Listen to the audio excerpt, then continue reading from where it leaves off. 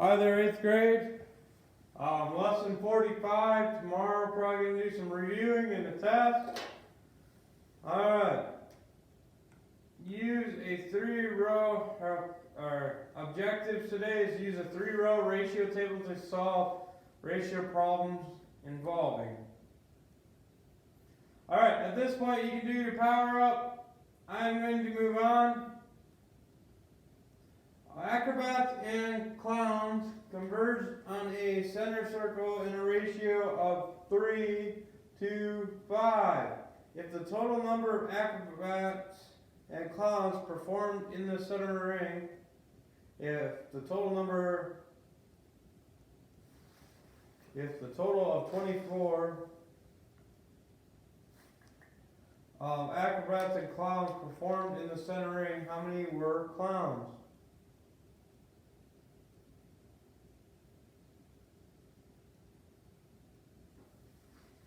Well, we're going to use this ratio. Let's do acrobats.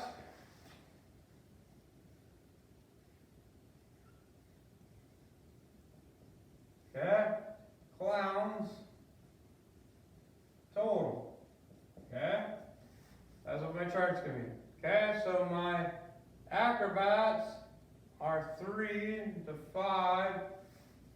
In this ratio, how many total people are there? 8. Okay?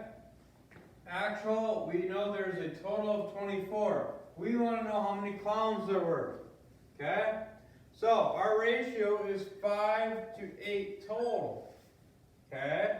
5 clowns for the total of 8 people. This is the ratio.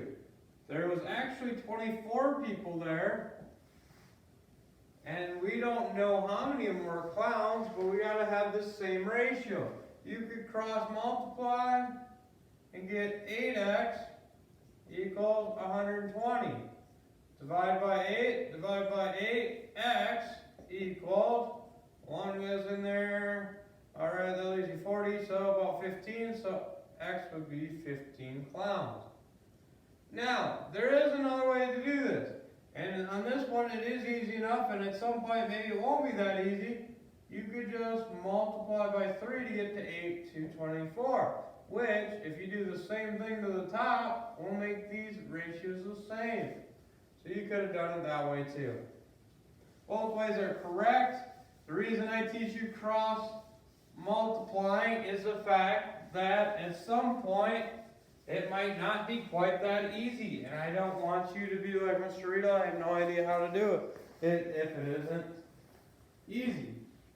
Alright, a company has small and large buses in a ratio of 2 to 7. So 2, 7, which is a total of 9. So total again. Alright, we have large buses, we have small buses. Okay, we end up, so actual. We have a total of 84 large buses. Okay, we want to know how many buses does it have. So we want total. So we can go 7 over 9 equals 84 over x. We don't know what's here. Okay, you can cross multiply, or you can do the same thing. We can multiply this by 12 to get 84. So that would mean we'd have to multiply this by 12, which 9 times 12 is going to get us 96. So x equals 96 is our answer. 96 total buses. Alright, now that one, I would say it is probably easier to do it that way. It probably is the smarter way to do it. So that one I probably would do that one. Alright, of course, it's time to do your practice set. There is only 3 of them. If you have questions on them, ask me. If you have questions on the homework, come in and ask me. Or get a hold of me in some form or way. There is your homework.